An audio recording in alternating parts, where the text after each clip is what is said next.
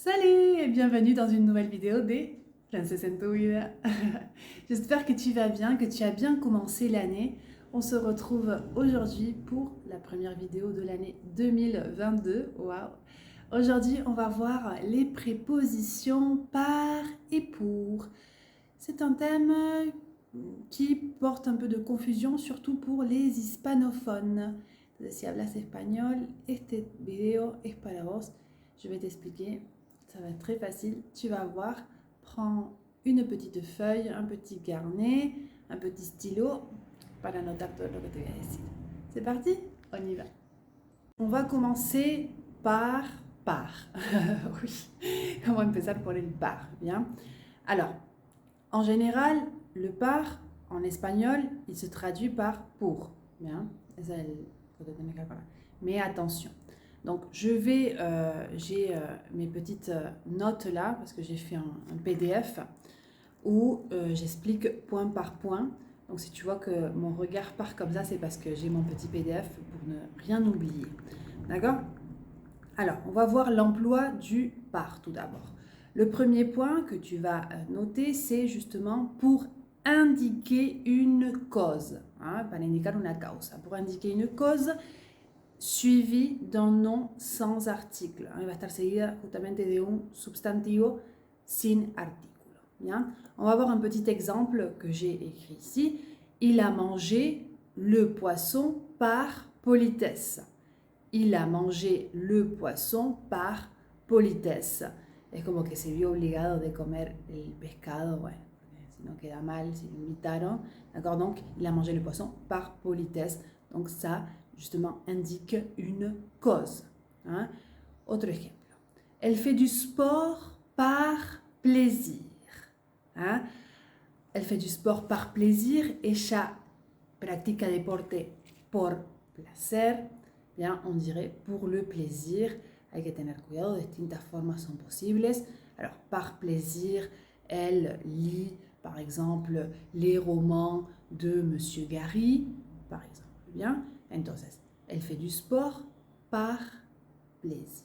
Pero podría decir, on dirait pour le plaisir. Le deuxième point, c'est quand on veut indiquer une fréquence. Une activité, quelque chose qu'on fait fréquemment. Par exemple, elle a cours de piano 2 fois par semaine. Il a cours de français 5 heures par semaine. Donc, tu vois, là, ça indique donc la fréquence, combien de fois. Donc, je vais utiliser le par. Hein? Alors, en espagnol, si je fais la traduction, justement, diría, tiene clase de piano 2 veces a la semana. Bien, ahí usaría en espagnol a la semana. Bon, donc pour indiquer une fréquence. Ensuite, le troisième point, c'est pour indiquer un moyen, hein, un medio, hein, un moyen. Synonyme de grâce à, au moyen de. Hein, gracias a, bien. Par exemple, vous devez envoyer l'autorisation par mail. Vous devez envoyer l'utilisation par mail. Donc là, j'utilise justement le par parce que c'est grâce à ce moyen justement que je vais devoir envoyer hein, l'autorisation dans ce cas. Hein. Donc là, c'est l'équivalent de por correo, mandar l'autorisation por correo. Ça va, pour l'instant, ça va. Maintenant, on passe au quatrième point. Alors là, c'est pour indiquer une façon d'accéder à un lieu, hein, ou la forma de llegar a un lugar. Hein. Par exemple, il est entré par la porte de derrière. Hein. Il est entré par la porte de derrière. Él entró por la puerta de atrás. Donc, pas de problème, je crois. Elle est passée par la pharmacie avant de rentrer à la maison. Ella pasó por la farmacia antes de volver a casa. Le cinquième point, c'est pour indiquer l'auteur de l'action à la voix passive. Bien, justamente para indicar el autor de la acción con la voz pasiva. Si tu ne sais pas comment on passe de la voix active à la voix passive, il y a une vidéo sur ma chaîne YouTube. Après, je la mettrai en barre d'informations. Alors, exemple avec le point 5, elle a été renversée par une voiture. Elle a été renversée par une voiture. Que significa la frase? Fue atropellada por un coche. Donc, elle a été renversée par une voiture. Justement, on indique l'auteur de l'action à la voix passive. Hein? Il est envoyé par le directeur. Il est envoyé par le directeur. Le envía el director. Bien, là c'est en espagnol l'équivalent des por. Hein? Bon. Et le sixième point, le dernier point justement pour l'utilisation de par, ça va être pour multiplier ou diviser. Hein? Multiplicaciones, divisiones, par exemple, 10 divisé par 5, hein? Sería entre, en espagnol la traducción. Hein? 8 multiplié par 7, en espagnol, traducido por. Bien? Bon, là tu as donc les 6 points de l'utilisation del par. Maintenant, on va passer au pour. Hein? C'est parti. Bon, une ambulance passe. Je ne vais pas couper ce moment. Allez, on passe à l'emploi de la préposition pour. Alors, généralement, on a tendance justement à faire la traduction de pour par para en espagnol. Donc, c'est ça qui trompe les Français. Hein? Quand les Français apprennent l'espagnol, voilà, ça c'est la difficulté, d'accord? Mais quand les Espagnols vont justement employer por, voilà, c'est ce qui conduit souvent justement à se tromper aussi et à choisir par de façon justement erronée, hein, vraiment, como que se lo mezcla, hein, que ce soit les Espagnols ou les Français, ça arme el quilombo. Mais pourquoi el quilombo? Parce que justement, ils ne savent pas les règles.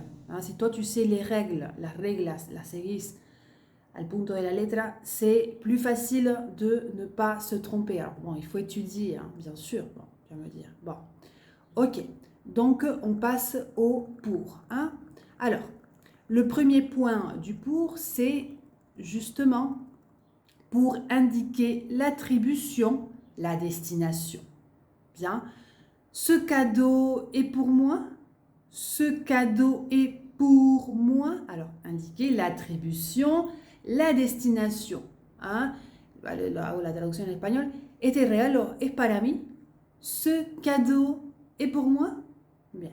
Entonces ahí, attribution, destination va ser pour. Le deuxième point, c'est pour indiquer un but, una meta, une finalité, un objectif. Hein? Alors là, esto es muy importante. Tenemos el uso del pour, ¿eh? Porque en español ahí voy a emplear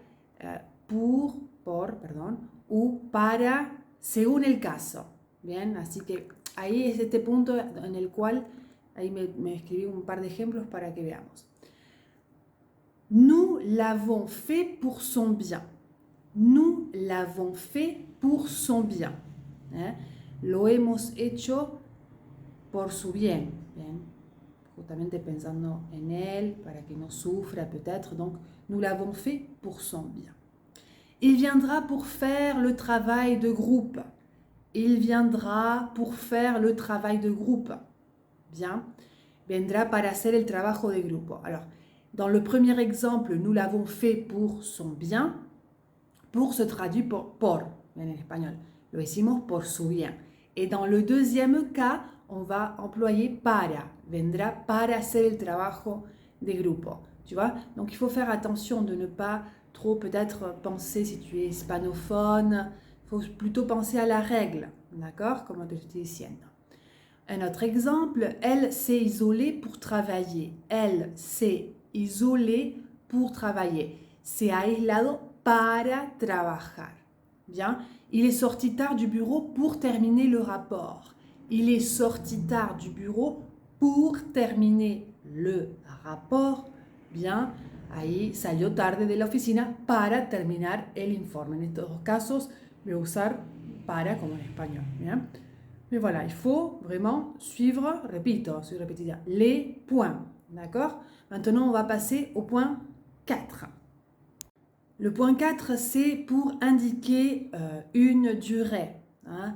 Alors là, c'est un cas un peu particulier, un peu compliqué, hein, parce qu'en français, on va utiliser le pour hein, dans tous les cas de figure, mais en espagnol, c'est selon le type de durée. Hein. On va employer por ou avec aucune préposition ou para. Donc, tu vois, en espagnol, c'est différent dans ce cas.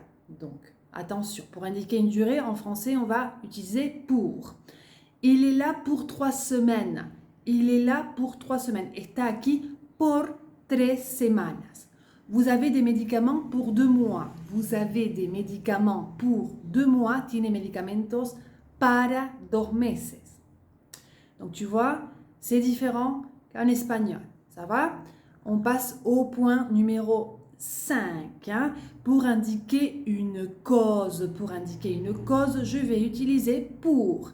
Elle a fait des heures supplémentaires pour le plaisir d'aider. Elle est gentille. Elle a fait des heures supplémentaires pour le plaisir d'aider.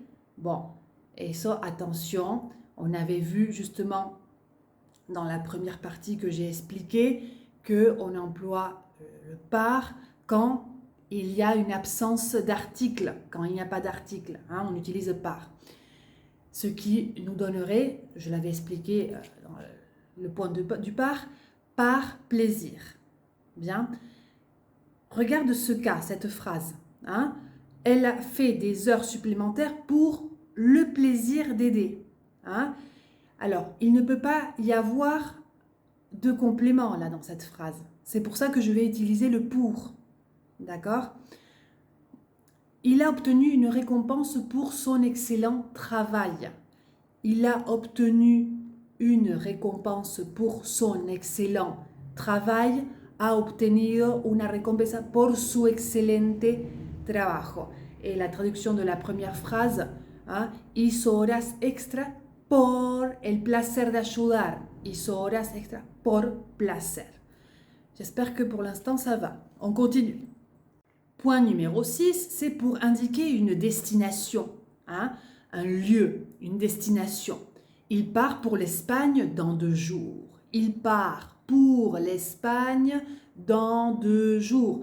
En este caso en español je vais decir para. Sale para España dentro de 2 días. Donc tu vois, attention. Hein. Le point numéro 7, dans un pourcentage, porcentajes, ils font 30% de réduction. Ils font 30% de réduction. Justamente hacen un 30% de descuento. Alors, attention, attention. Hein. Remarque, c'est qu'en français, justement, il n'y a jamais d'article. Il n'y a jamais d'article devant un pourcentage. Ça, c'est très important. On ne dit pas le 30%, non, on dit 30%. On ne dit pas le 30%, un 30%, non, on dit 30%, 20%, 10%. Ça va? Ouais. Point numéro 8, c'est pour indiquer qu'on est en faveur de quelque chose. Par exemple, je suis pour le respect des lois. Je suis pour le respect des lois. Estoy a favor del respeto a las leyes. Donc, indiquer que l'on est en faveur de quelque chose, je vais utiliser pour. Et le dernier point, c'est pour indiquer un remplacement synonyme de au lieu de. Alors là, on a un petit exemple. Je signerai le contrat pour elle. Je signerai, firmar, hein, le contrat pour elle. Au lieu de, lo puedo reemplazar. Hein. Ahí sería el equivalente en español del por. Hein, firmaré el contrato por ella. Voilà. Bon, j'espère que maintenant c'est plus simple pour toi de voir, de comprendre cette différence entre le pour et le par. Maintenant, on va faire un petit exercice. Je vais te laisser quelques phrases ici et dans les commentaires, tu dois résoudre l'exercice et je te corrigerai Donc, je t'invite à résoudre ces phrases. C'est parti. Première phrase. Deuxième phrase. Troisième phrase.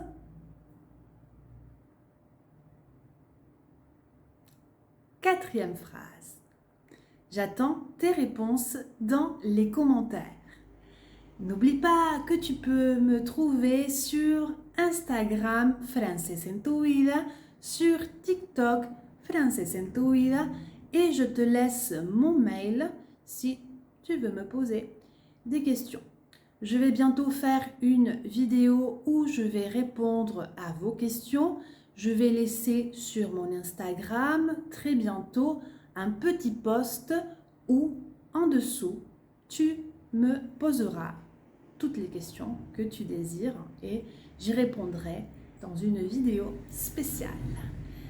N'oublie pas, si tu as aimé ma vidéo, de mettre un petit pouce, ça m'aide, de partager ma vidéo et de t'abonner à ma chaîne si tu ne l'as pas encore fait. Je poste des vidéos tous les week-ends, donc voilà.